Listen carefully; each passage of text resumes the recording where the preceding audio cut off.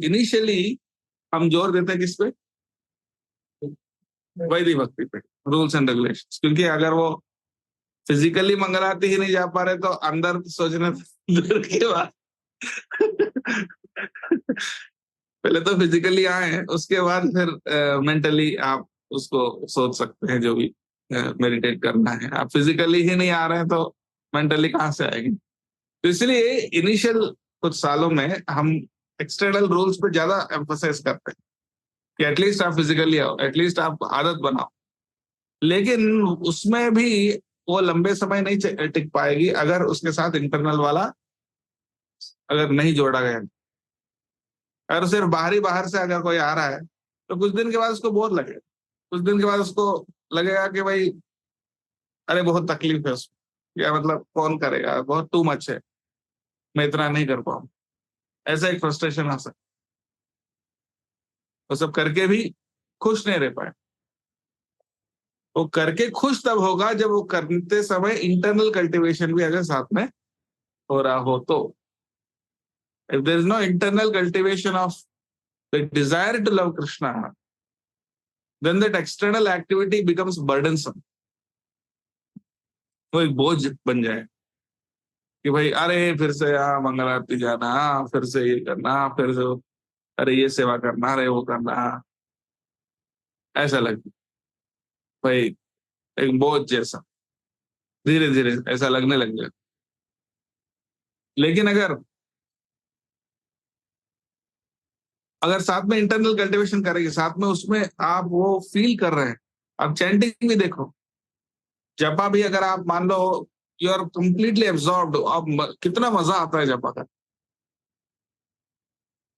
ऐसा लगता है कि भाई 32 करो 64 करो मजा आ रहा है, ऐसा लगता है, लगता है। हाँ, क्योंकि लगेगा अगर if you are able to absorb your mind, ऐसा नहीं लग रहा है इसका मतलब ये है कि आप आपका माइंड नहीं है उसमें। सिंपल बात। जिसमें माइंड लगा है तो ऑटोमेटिकली मजा आएगा, और जिसमें मजा आएगा ऑटोमेटिकली आप ज्यादा करना चाहोगे। हाँ,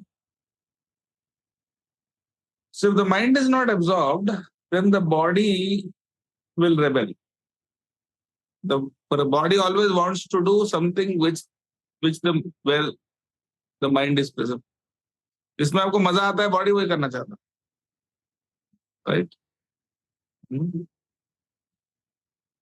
मॉर्निंग प्रोग्राम में नींद क्यों आती है, सोने की इच्छा क्यों होती है? बिकॉज बॉडी उसमें मजा नहीं ले रहा है, बॉडी को लग रहा है भैया परेशानी, सो जाओ अच्छा आराम से। हाँ? लेकिन वही अगर मान लो कोई फेवरेट मूवी देख रहे हैं, या कोई फेवरेट आई डोंट नो, तो कोई ऐसा कोई काम कर रहे हैं, खा रहे हैं साला, तो प्रसादम खाते खाते कोई डोज किया क्या? I don't think so.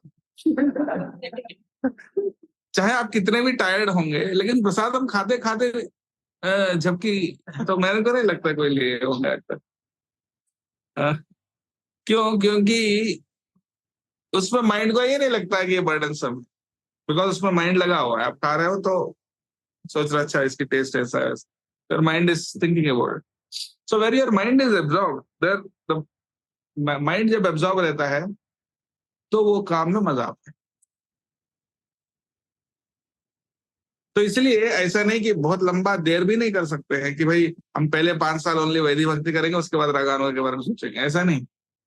वैदिक स्टार्ट करते सही रागानु का भी साथ में कल्टीवेट करना जरूरी है, नहीं तो फिर आप उसको मजा नहीं आएगा, फिर then you will leave it. And एक और चीज है, उसमें संस्कार भी बन जाएगा, हैबिट भी बन जाएगा, इनअटेंटिवली करने का, बिना ध्यान का करने का, फिर वो ऑफेंस का एक संस्कार बन जाएगा, राइट?